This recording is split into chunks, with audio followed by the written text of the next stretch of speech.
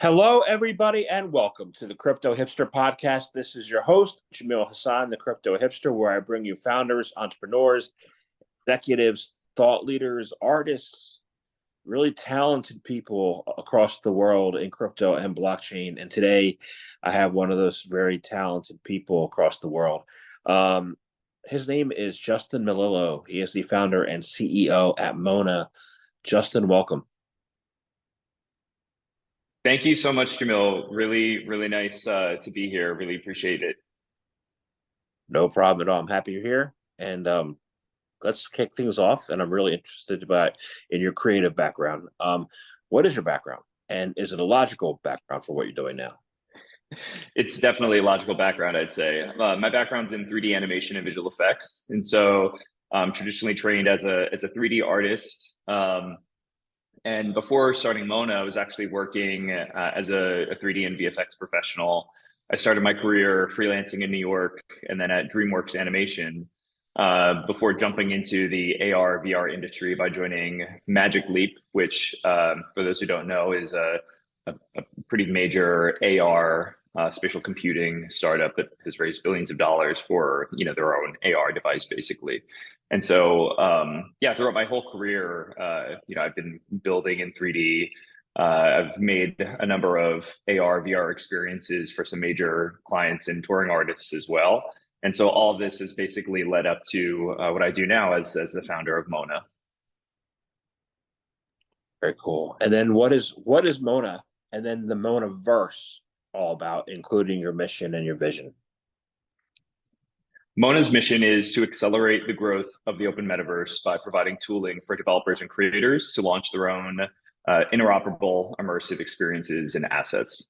So when we think about the metaverse, we consider it to be the next stage or the next evolution of the internet, one in which 3D content is ubiquitous and blends seamlessly with the world around us, but also gives you the opportunity to be fully immersed inside of different types of experiences, games, apps. But for this open metaverse vision to succeed, we have to really break down these barriers and closed ecosystems and walled gardens that current apps are kind of accustomed to. And so to do that, we're really pushing forward on the mission of interoperability of everyone's 3D assets. And so put a little bit more simply, Monaverse or Mona creates a set of tools that makes it easy for any creator or developer to launch their own immersive web-based experience or game. And all of these assets are all decentralized, stored on IPFS, immersive worlds, avatars, wearables, 3D objects, game props. They're all tokenized as NFTs, and they're interoperable and can move freely between different independent platforms and games. So to date, founded Mona in 2021, and to date now we have over 20,000 immersive worlds, avatars, objects that have been uploaded and decentralized and are available to use across the open metaverse. I know I've seen you've been building a lot in the past few months, at least, before that. You have a tool called Spaces, right? How does Spaces work, and how can creators of any background use Mona to create these beautiful, most immersive worlds? Yep. So it's really easy to get started and it's free as well. And so if you want to create an immersive world or an immersive asset, you basically can use any 3D authoring software like Blender, Maya, Cinema 4D, or you can even sculpt in virtual reality. You export those assets as GLBs and you upload them to Mona, where they then get decentralized and become available for the open metaverse and available to use in Mona and across other apps. And so for any creator, it's really easy to get started and jump in. We also have a web-based editor tool called Mona Create that makes it easy for you to pull in assets that you own and build, on the fly straight from the web browser as well. So you don't have to know programming languages. Exactly. Yeah, if you know programming languages, it does make it a bit easier, and you can build more customizable, more interactive experiences. But you don't need to know programming languages to build for the metaverse. Great, great. So 3 years ago, was the metaverse was hot topic. I remember the Super Bowl, the Rams and Bengals Super Bowl. You had like a dozen metaverse commercials. Uh, Yeah. very hot, very hype. things have died down considerably as far as the hype. What in that time since the last 3 years has been built, and what is the next frontier as far as the metaverse? Yeah, it's a great question. I would say there was a pretty big moment that happened this year with Apple announcing and actually shipping their Apple Vision Pro. And so when I think about the next frontier of the metaverse, I think about spatial computing.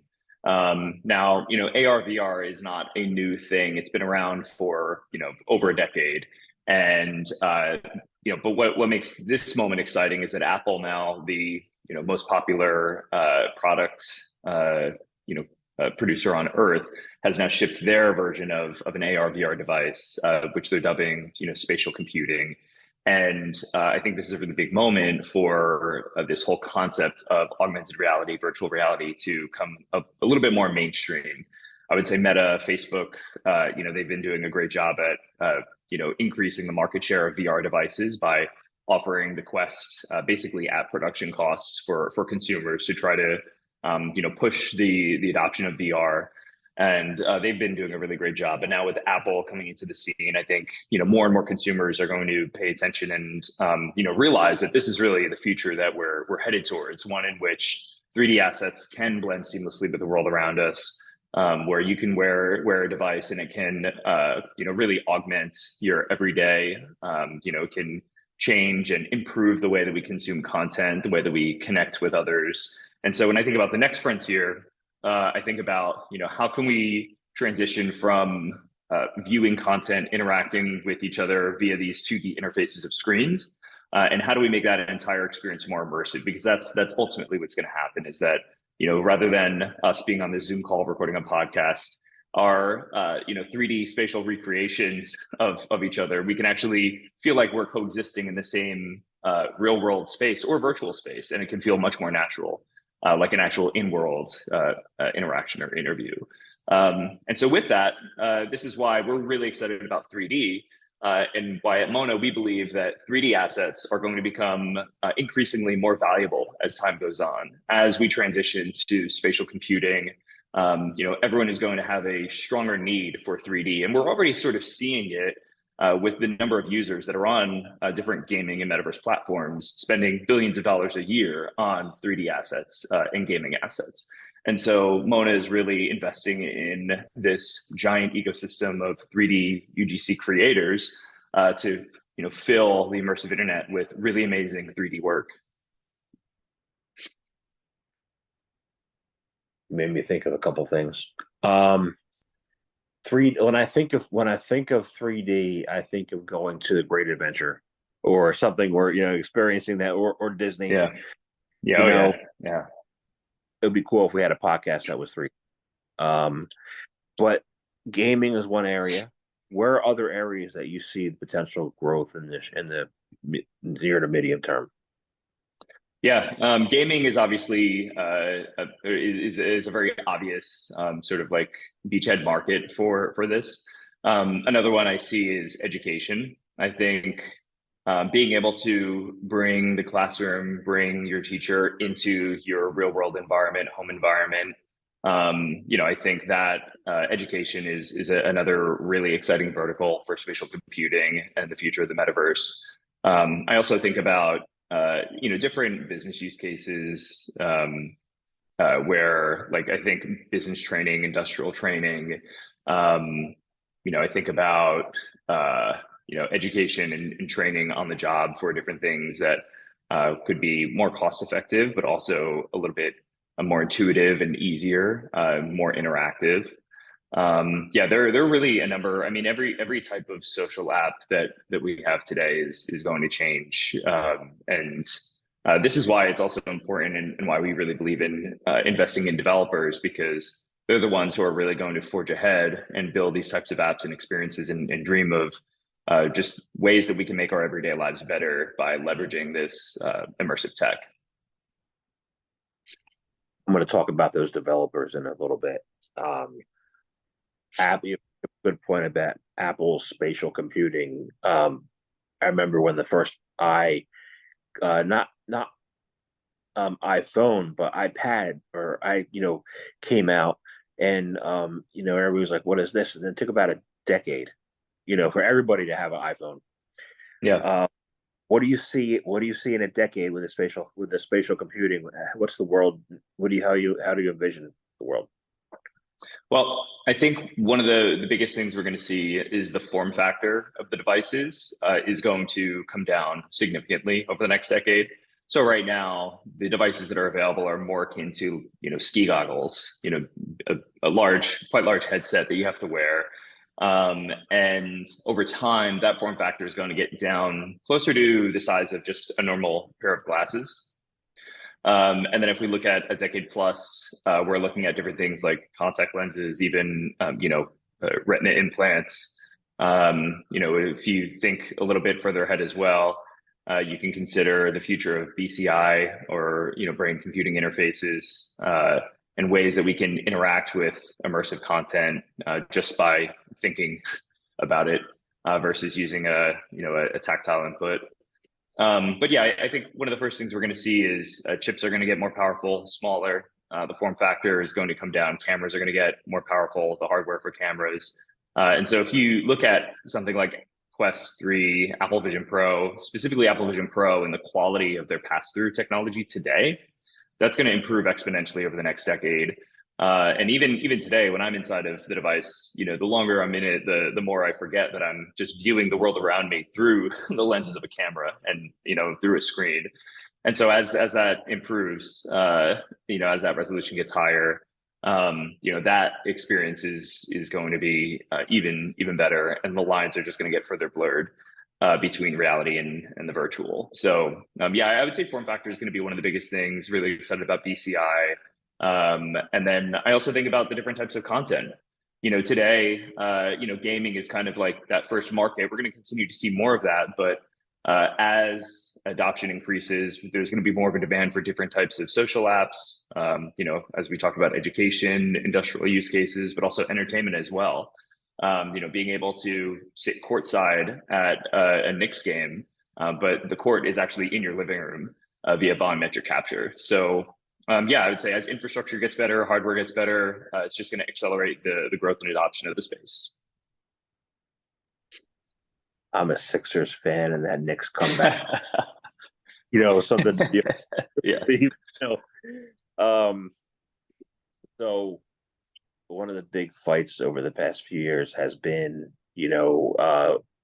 about people who believe in the future of self-sovereign Web3 individuals versus the Facebook's version of the metaverse. Should the metaverse be Web3, and how are solo content creators doing compared to these huge monoliths as in this area? Yeah, the metaverse absolutely needs to be Web3. I think the internet needs to be Web3 overall. I really believe in this future of the decentralized internet, placing more power into the hands of the actual users, creators, self-sovereign ownership over our assets, over our data, over our social graphs. All this is extremely important, especially when you then consider the metaverse and immersive worlds. And so, yes, absolutely. That's why our platform is built on blockchain technology. In terms of how individual creators are doing, I think there's been no better time to be an independent creator. I think one of the most amazing things that blockchain enables, because of its composability and because of the ability to launch a smart contract, it gives creators the ability to actually become independent artists in their own right by minting and selling their work, by being able to collect perpetual royalties on their work, by integrating different types of new economic flows that are all just automatic. Whereas in Web2, we have to rely on different ways to, make agreements and accept payments. Blockchain just makes this entire system so much easier, especially for independent creators.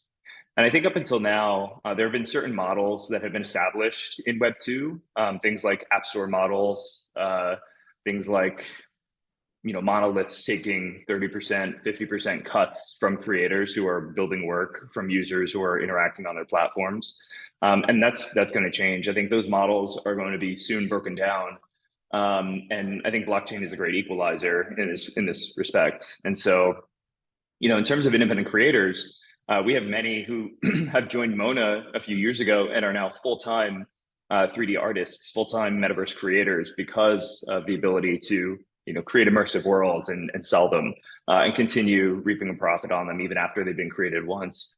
It's a much better professional path, or I should say, a much more sustainable path for becoming a professional artist than a traditional model of, working as a freelancer like I was, or working in a studio having a 9 to 5. It really places more power into the hands of the individual and into the hands of the creator. And so, yeah, it's a really, really exciting time for people to be building, especially to be building in 3D. Very cool. So I want to get into those developers, right? Yeah. You have created a build-a-thon, right? It's an event or a series of events. I want to find out more information about it, how it can be a spark for further developers to join in and start building the metaverse. Um, Ross. Yeah. So one of the ways Mona began in 2021, after we were founded to launch the platform, our partner Protocol Labs and Filecoin actually, they conducted our first build-a-thon with us, where Filecoin put up over $200,000 USD to encourage these world builders, developers, creators to get into the space and start building and tokenizing immersive worlds. And that was just so amazing. We ended up with hundreds of new worlds because of that one build-a-thon. Protocol Labs then sponsored the next one that we did in the spring of 2022. And again, similar result. We ended up with thousands of immersive worlds and 3D assets that were then decentralized. And it was these build-a-thons, these hackathons, they're such a great model to encourage creators and developers to get into the space. I would say probably about 80% of the creators and devs who came in through those initial hackathons and who continue to come in through the build-a-thons, probably around 80% are actually entirely new to blockchain and Web3 as well. And so, I think they're also a really good opportunity to show, hey, like this is a different model. This is a different way for you to become successful as an independent creator or developer. And so we really, really love encouraging and supporting creators via these build-a-thons and hackathons. Were they artists to begin with, or they come from diverse backgrounds? Yeah, very diverse backgrounds. Some of them were full-time game artists or game developers working at AAA studios. Many of them were indie developers building their own games. Many of them are also professional 3D artists or even just hobbyist 3D artists and creators who like to tinker with 3D or sculpt in virtual reality. So you've got a whole spectrum of creators from all different backgrounds and from all over the world, which is really special. Very cool. That sounds very cool. So if somebody wanted to join the build-a-thon or get involved, how could they do that? How could they do that? We run build-a-thons and hackathons probably, pretty regularly, probably around once every month or once every couple of months. And we either run them internally, just sponsored by Mona, or we work with different partners. So I would say if you're someone who's listening and you could benefit from, the marketing attention of having a large number of developers, creators building immersive assets to help promote whatever platform or product you have, then if you just go to monaverse.com, we have a partnerships form, just fill that out if you'd like to get involved there. If you're a creator or dev and you'd like to get involved in the next build-a-thon, similarly, go to monaverse.com and sign up for our email list. We regularly post emails about new opportunities coming up like this, and also join our Discord as well, which there's a link straight from the website. And then you'll be in the know when we launch our next build-a-thon and hackathon. Great, great. So something I'm struggling with is, I've talked to a lot of people who said the metaverse, what you're doing has a very long tail, like deep tech, and it seems like you've made the whole entire process a lot easier and simpler and faster. Um, you know, is the I guess everything's been expedited, or is the future still a long-tailed future? Um, you know, or should we be looking at this two different ways? I don't think that it's going to happen overnight. I don't think that we'll just wake up one morning and we're suddenly in the metaverse now. I think what we're seeing is that it's a gradual adoption, and it's happening in different ways. When I think about the metaverse, I, like many people, have this vision put forth by stories like Ready Player One, and that was adapted into a movie, and I think that was a really great way to visualize this. Or if you're familiar with Snow Crash, where Neil Stephenson first coined the term metaverse, I think that's always sort of been the big idea. These persistent immersive worlds that are all interconnected, and allow us to live a virtual life fully inside of them. We're not going to wake up one morning and suddenly that's it. But what we're seeing is that we're seeing inklings of what the future is going to look like. We're seeing, hundreds of millions of daily active users spending time inside of virtual worlds, whether it's inside of a decentralized platform like Mona's, or inside of Fortnite or Roblox, or many other games that allow you to purchase virtual assets, have a virtual identity via an avatar, connect socially with your friends, and spend time inside of virtual spaces. That this is the very beginning of what the future is going to look like. And then, we're starting to see some other really promising first steps towards the direction of full immersion in AR, things like Magic Leap, HoloLens, of course, Quest, of course, Apple Vision Pro. And so it's going to be a gradual adoption over time. I think, there is a long tail to it. But, today, I see a number of companies like Mona meeting users where they're at today, and where, the most value can be provided as we, move forward towards this longer vision of spending more time inside of virtual spaces. Sounds good to me. So I want to look at your background includes animation. You know, um, over the years, I was a cartoon fan when I was a kid. I loved the Smurfs. You know, Oh but yeah, yeah, of course. but now I Yeah, go to the movies and like the animation looks like real, right? yeah, yeah. It's come So a long way. what it has, I mean, what do you think the future of animation and VFX or VFX professions? Mm. Yeah. So it's really interesting because animations began as pencil on paper, photographing individual frames that had been hand drawn, 24, 30 frames every second, playing back. And then, with Pixar and Apple pushing forward on computer animation, and pioneering this new way to produce an animated film.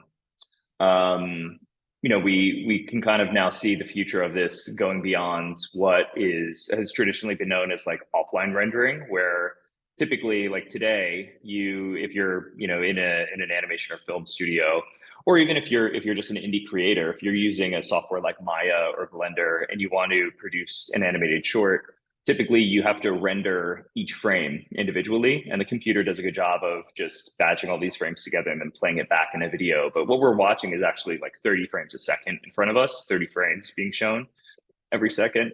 And what's exciting is that with real-time rendering, that's accessible through game engines like Unity, like Unreal Engine, we're starting to see real-time rendering, the quality of real-time rendering, get into parity with the quality of offline rendering. And so what we're seeing is more and more virtual productions happening, where movies, sometimes entire movies, are filmed entirely on a green screen set, and filmed in real time, or many of the posts done in real time using a game engine versus having to wait hours and hours for frames to render on a render farm. So I think real time rendering is really key for the future of animation and VFX. But then I also think about AI. And I think AI is going to just accelerate the creation process even further and offer creators and users a much wider variety of content, because of what can be created on the fly using generative AI. So yeah, I see the future being a mixture of real time rendering plus AI to help aid in the creation process. So you have companies like Pixar, you have DreamWorks, um, Hollywood's a juggernaut, right? Do Yeah. you see the evolution of the independent creator getting, these movies out there? in the same way because the tools are level on the playing field. What do you see there? Yeah, absolutely. I think, Hollywood, I don't see Hollywood going away, but I definitely see more of an opportunity for independent creators to become successful, because of the tools just having become more accessible over the last decade. So yeah, now again, now is really one of the best times to jump in and become a 3D or immersive creator. The tools are cheap, or pretty much free for anyone to go and create their own immersive real-time content. And now very easily, you can spin up your own short film or your own film, just using your own laptop, without requiring much more than that. And so I think we'll always have different types of content. Again, I don't think Hollywood's going away. They built a really amazing machine, and they have some of the world's best writers and talent that are creating content. But yeah, I do see a much larger opportunity today for independent creators, especially when you consider the viewing behavior and the consumption behavior of users today, with people getting more and more accustomed to viewing short form content, attention spans getting shorter. So I think there's a big opportunity for independent creators to continue to push out content and grow a following by just producing more short form content. And those would be like the animated shorts and the short documentaries and stuff like that you see at the Academy Awards, right? Yeah, I think so. But I'm also really excited. One of the things that spatial computing is going to enable is a new form of content creation as well. With your phone now, you can actually go out and capture parts of your world using photogrammetry and recreate them in 3D. Pretty soon, volumetric capture is going to become more and more accessible to the masses. And so, yeah, I see a new form of content being born as well. We're starting to see a few independent creators really tinkering with it, but over time, spatial computing is just going to give birth to a whole new wave, a new generation of content and creators. Many of them will be independent. I'm wondering when it was a good time for me to switch over to from Zoom, where we're talking right now, to spatial computing. I should Yeah. get involved now if I should apply to You do could, that. yeah. I mean, the Vision Pro makes it possible. You definitely could. Vision Pro, Quest, like the tech is there. It's still very early, but you could do that today. All right, I'm gonna look into this more after we're done. So Yeah. We could do some. I'll do some tests with you if you want. I'm happy to work with you on it. very cool. Thank you. Um, Yeah. I want to thank you very much for your time today. More to be revealed later on. But my last question is this: is how can people find out more information about you, about Mona? How can they join the build-a-thon? How can I ask that? But I'll ask it again. How can they get more details on you, or how can they do that? Yeah, well, thank you so much for having me, Jamil. It's really been a pleasure being here. Really enjoyed chatting with you. If you'd like to get involved with Mona, if you'd like to learn more, just visit us at monaverse.com. Follow us on Twitter for all of our most timely updates. So we're on Twitter at Monaverse. If you'd like to reach out to me directly, my DMs, my inbox is open. You can just reach out to me at justin@monaverse.com. Also, would love to plug, we're doing a weekly curated collection of 3D NFTs minted on Base. So we're curating work from some of the world's best metaverse creators who are in the Mona community. And so every week we have a free claim. So you just go to the monaverse.com website, and right on the homepage, you can click claim now, and you can get a free GLB Base NFT that you can then take with you across Mona and across other platforms. That I'm going to do right away. So Amazing. awesome! Thank you very Yeah. very much. Yeah. Thank you so much, Jamil. Really appreciate it.